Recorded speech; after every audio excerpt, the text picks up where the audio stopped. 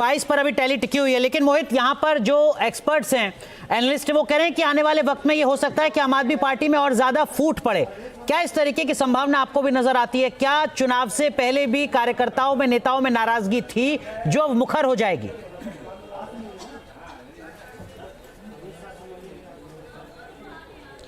देखिए, अरविंद केजरीवाल के चेहरे पर ही आम आदमी पार्टी चुनाव लड़ती आई है, चाहे वो 2013 का हो, चाहे 2015 का हो, 2020 का हो या अब 2025 का। तो अरविंद केजरीवाल से इतर क्या संगठन बनाने की मांग जो कार्यकर्ता है वो करेगा, ये भी एक बड़ा सवाल है। जो एक्सपर्ट्स कह रहे हैं वो वाकई बड़ा सोचने वाला सवाल है। राजनीति में बहुत सारे इफ एंड बट्स होते हैं। अब थोड़ा टाइम है, क्योंकि हार हुई है, बड़ी हार हुई है। तो क्योंकि एक अभी मैं सोशल मीडिया पर देख रहा था, आपके समर्थक कह रहे हैं या तो हम बहुत ज्यादा बड़े मार्जिन से हारते हैं या जीतते हैं, या फिर बड़े मार्जिन से हार जाते हैं। वही तस्वीर नजर आ रही है। अब देखना यह है कि क्या। ठीक है मोहित, आपको रोक रहा हूं, माफ कीजिएगा। प्रवेश वर्मा पहुंचे हैं गृह मंत्री अमित शाह से मुलाकात करने के लिए।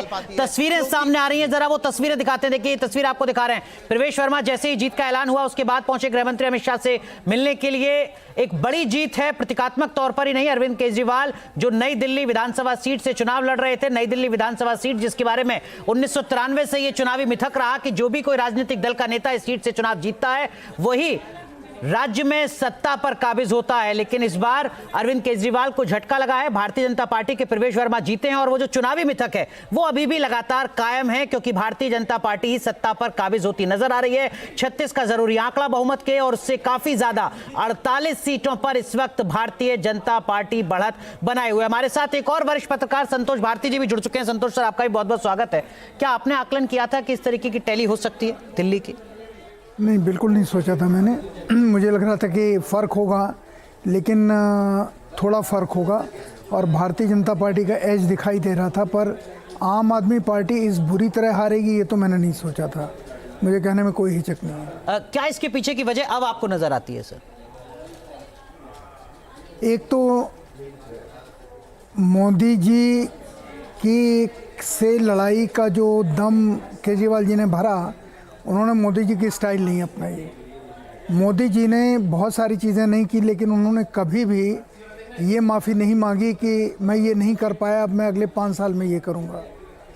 दूसरी तरफ केजरीवाल जी ने जिस तरह से कहा कि हमने 3 चीज़ें नहीं की और उनके लिए हम दिल्ली की जनता से माफ़ी मांगते हैं, अगले 5-6 साल में हम करेंगे, हमें फिर मौका दें, मुझे लग रहा है ये उनकी गलती थी।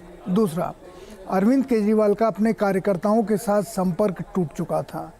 कार्यकर्ताओं को अगर आप महत्व नहीं देंगे और उनको काम में नहीं लगाएंगे तो आपको फिर चुनाव में आप अपने बयानों के आधार पर या अपने पदयात्रा के ज़रिए से आप और मनीष सिसोदिया चुनाव जीत जाएंगे, ये खाम ख्याली है। इस चुनाव में साफ हुआ, लोग अंदाज कर रहे थे, पर फिर भी लोगों को लग रहा था कि शायद झुग्गी झोपड़ी के लोग इनका साथ। संतोष सर, माफ कीजिएगा, आपको रोक रहा हूं। प्रवेश वर्मा की फैमिली से रिएक्शन आने शुरू हो गए।